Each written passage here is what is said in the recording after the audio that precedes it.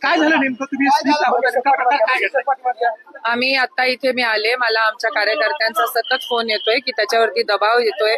त्याला इथे काही आहेत इथले स्थानिक लोक, त्यांनी दमदाटी केलेली आहे की तुला आम्ही खलास करू आणि तू आमच्या लोकांना काय तक्रार करू नका आमच्या लोकांची. तर मी इथे आल्यावरती मला हे सापडलेलं आहे. हे आमच्या जे आता मतदार आलेले आहेत त्यांना अशा चिठ्ठ्या दिलेल्या आहेत, त्याच्यावरती घड्याळाचा शिक्का मारलेला आहे. हे तुम्हीच बघा, हे बरोबर आहे का, हे योग्य आहे का? आम्ही तक्रार करणार आहोत. आम्ही इथे आता पोलीस साहेबांशी सगळ्यांशी बोललेलो आहोत, लेखी तक्रार देणार आहोत. एक ह्याची आणि दुसरी त्यांना धमकी दिलेली आहे. कोण होते त्यांचं तुम्हाला नाव कळेल, इथले स्थानिकच आहेत, ते पुढारी आहेत, पदाधिकारी आहेत. अजित पवार गटातले त्यांच्या जवळचे कोण आहेत? हे गट कोणाचा आहे हा? अच्छा, त्यांच्या गटाचे आहे. अच्छा, हे रेश्मा राज महमद बागवान यांचं नाव घेऊ नका. त्यांच्यावर नाव दिसतात तेवढे कोण आहेत? हे मतदार आहेत, त्यांना अशा स्लिपवरती शिक्के मारून आत सोडण्यात आलेलं आहे आणि ह्या आम्ही आता इथे पकडलेल्या आहेत त्या सगळ्या स्लिप्स. हा पुरावा आहे. सकाळपासून चालू आहे हे. मी इतर ठिकाणी बूथवरती फिरत होते आणि म्हणून मला आता आमच्या मोहसिनचा फोन आला. तो घाबरलेला आहे, त्याला धमकी दिलेली आहे की तुला बाहेर उद्या बघतो, तुला खलास करतो, ही भाषा चालू आहे इथं. आणि तो घाबरून त्यांनी मला फोन केला, म्हणून मी इथे आलेली आहे. ज्या ठिकाणी मतदान सुरू आहे त्या ठिकाणी घडलाय. हो, इथे या बालक मंदिर बूथवरती केंद्र.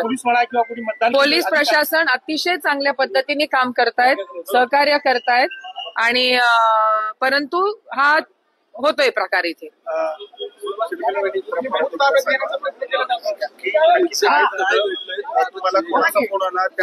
मला आमच्या इथे कार्यकर्ता आहे, त्याचं नाव मोहसिन आहे.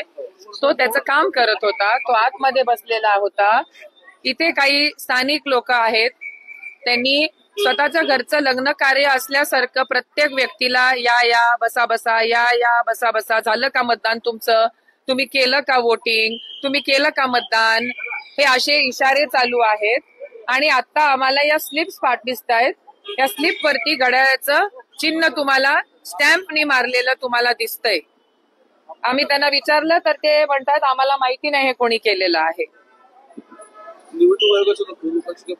हो, आम्ही आता ह्याची लेखी तक्रार देणार आहोत. एक तर पहिली दमदाटीची की तुम्ही आमच्या मोहसिनला दम दिलेला आहे की मी तुला बाहेर येऊन खलास करीन माझ्या भावाबद्दल जर काही तू चुकीचं सांगितलंस तर.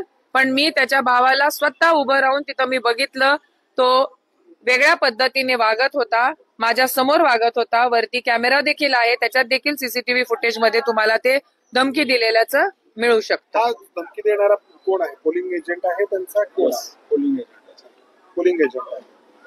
तिथले स्थानिक पॉवरफुल लोक आहेत, पदाधिकारी आहेत. Okay, thank you.